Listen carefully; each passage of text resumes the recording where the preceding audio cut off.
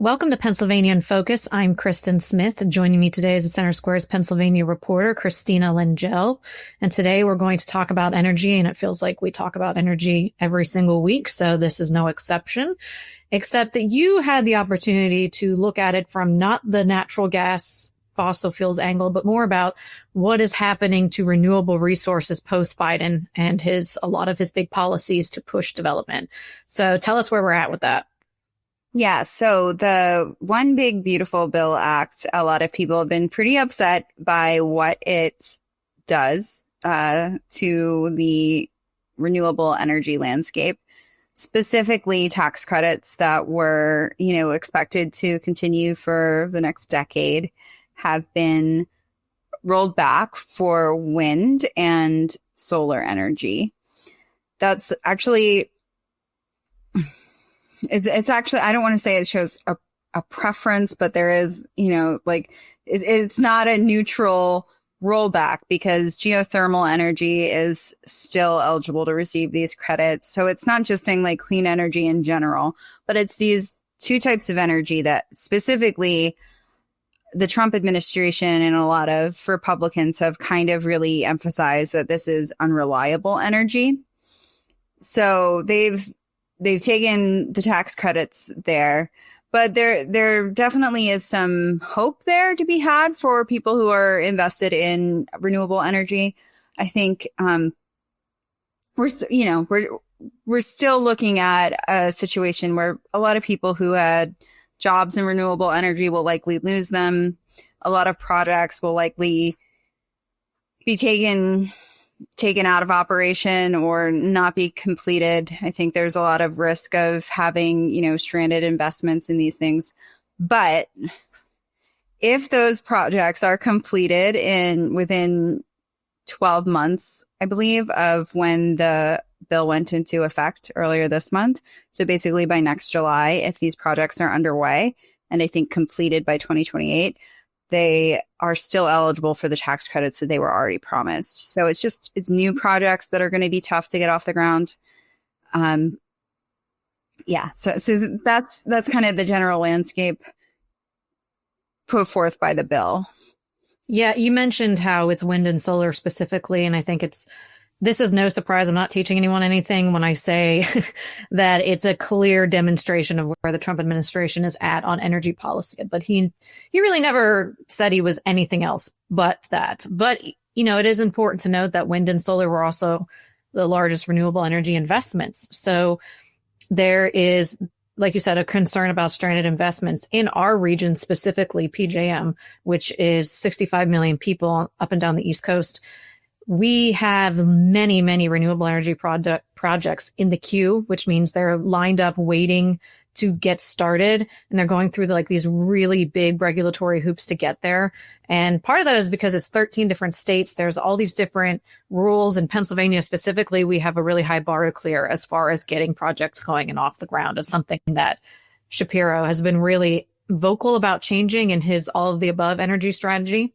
So we have a lot of those resources ready to go and start getting built. And so like you said, there's hope that this isn't just a talking point. There truly is these projects waiting to go. And if without those subsidies, which a lot of people would argue subsidies have made prices more volatile than they haven't. But at this point, you can't undo what's already been done as far as the money has been spent. We've seen the Trump administration do this with a lot of things. They've frozen funding for research projects that, to be more in line with their policies on DEI. They have a history already in the last 6 months of doing that, of halting funding. But you're saying the bill actually it gives a grace period that is, I don't want to say it's a gift to the industry, but it definitely softens the blow, right? In theory, although the DOE has put out, they were told to basically try to tighten that up and really restrict who could possibly still get those credits. So it's definitely,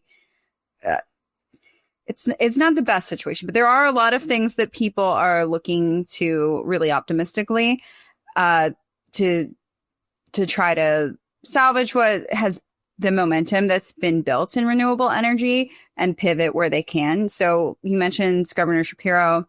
One of the things that, you know, these renewable energy advocates are saying is that there's a lot that can be done at the state level.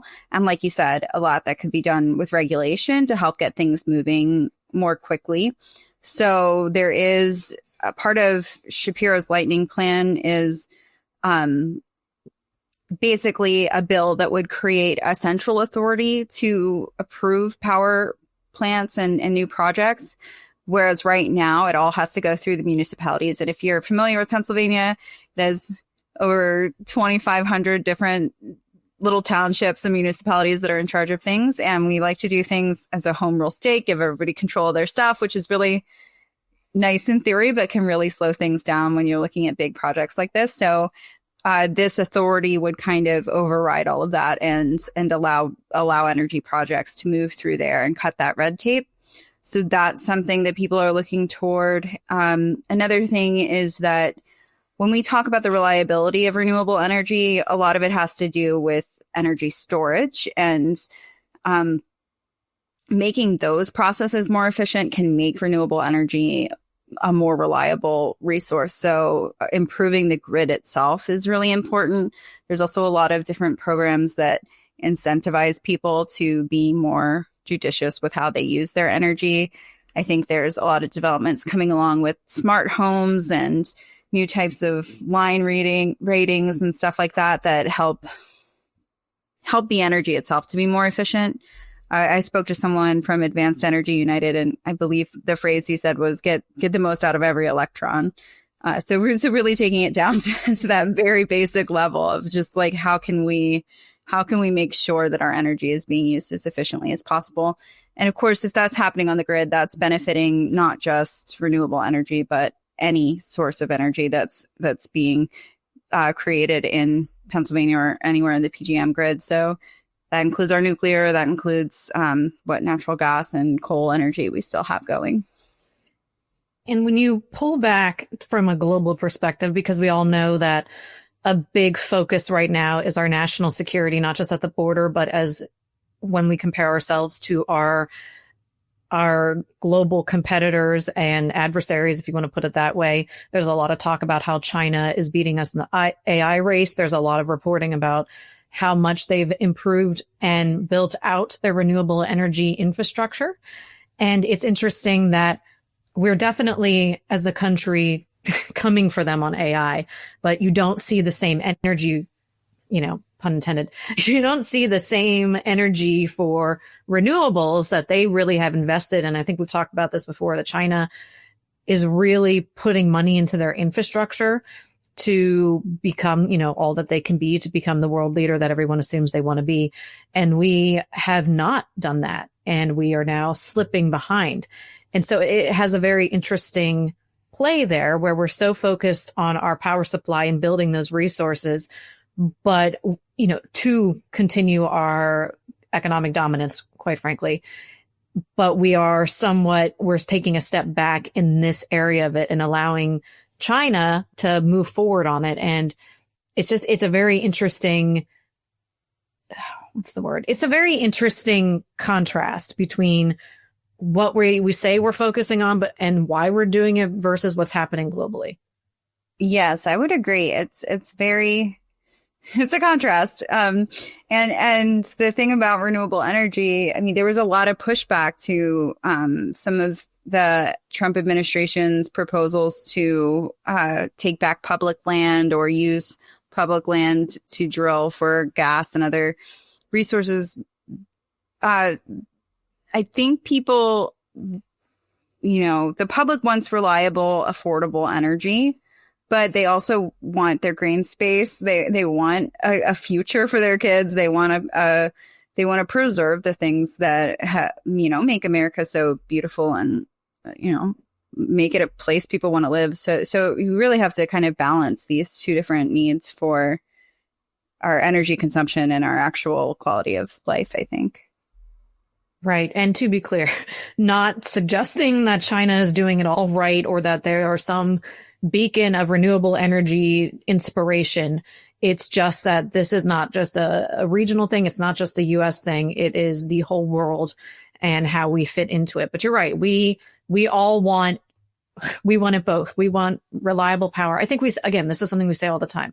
I think if we could all afford solar panels and to power, and we could all have storage, and we could all afford the electric cars, we would do all of that. Who wants to pay a power bill, right? But we're not there yet with the technology. And there's two paths to get there. Biden wanted to incentivize it through government subsidies. Trump doesn't. He wants to step back and let the free market get involved. And those are two very different philosophies, which I guess is not surprising given their party affiliations, but two very different philosophies. And the rest of us are kind of caught in the whiplash of every 4 years we get a new president. And what does that mean? Exactly. All right. Well, if you want to keep up with this story and more, follow us at thecentersquare.com/Pennsylvania.